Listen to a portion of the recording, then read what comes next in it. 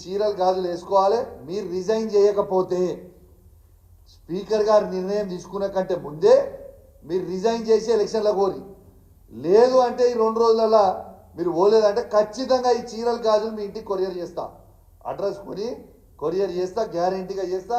అది కూడా మీడియా సమక్షంలోనే చేస్తా. ఉట్టికి కూడా ఏం చేయాలని తెలియజేస్తూ, మీరు ఎంత గజ వణికినా మీరు కేసీఆర్ గారిని మోసం చేస్తే ప్రజలు ఎవరు క్షమించడానికి సిద్ధంగా లేరు.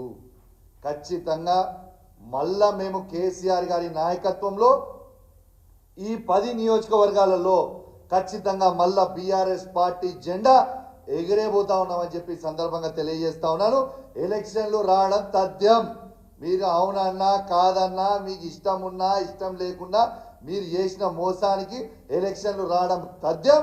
మీరందరూ మాజీ లౌడ్ ఖాయం. ఇది రాసి పెట్టుకోరని చెప్పి సందర్భంగా తెలియజేస్తూ సెలవు తీసుకుంటా ఉన్నాను. జై తెలంగాణ, జై కేసీఆర్.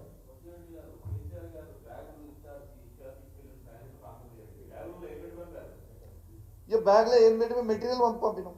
ఆ మెటీరియల్ ఏంటిది అనేది నేను అర్థం చేసుకున్నాను. Right, thank you.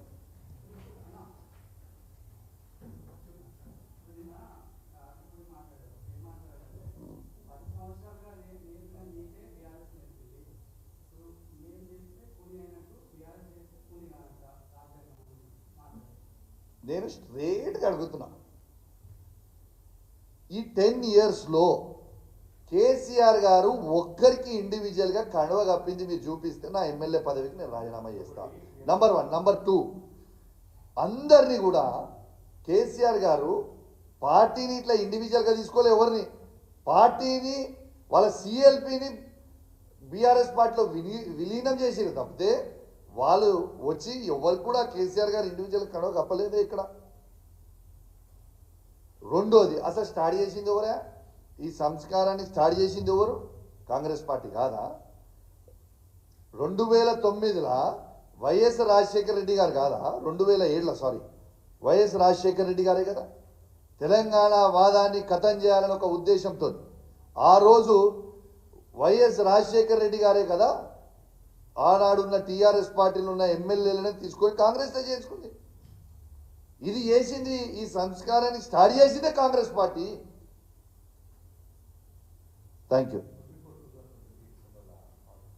And 2000 Vivek గారు చెప్పినట్టు డిసెంబర్ 2023లో సుప్రీంకోర్టు ఆర్డర్ ఇచ్చింది, తీర్పే వచ్చింది. డిసిషన్ అనేది ఎవరైనా పార్టీలు మారితే 3 months లోపల వాళ్ళని డిస్క్వాలిఫై చేయాలి, ఈ నిర్ణయం తీసుకోవాలని సుప్రీంకోర్టు ఫుల్ బెంచ్ తీర్పు.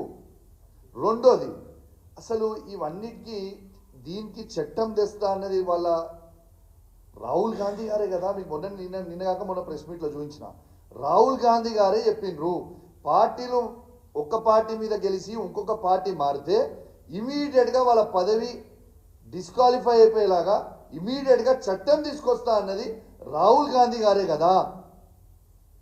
మరి హిమాచల్ ప్రదేశ్లో ఒకటి, కర్ణాటకలో ఒకటి, తెలంగాణలో ఒకటి, ఈ ఉన్న 3 రాష్ట్రాలలో కూడా ఒక్కొక్క తీరుగా ఉంది. రాహుల్ గాంధీ గారు మీకు మళ్ళా చెప్తా ఉన్నాను, ఉట్టి తెలంగాణ కాదు, మీ మాట మొత్తము భారతదేశం చూస్తూ ఉంది.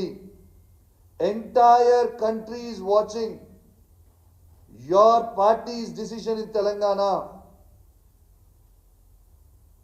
Whether you are going to stand by your words or are you not going to stand by your word. Entire country is watching you, Rahul Gandhi ji. So we will know about it after 4 weeks of your time. Let's wait and watch for it. Thank you.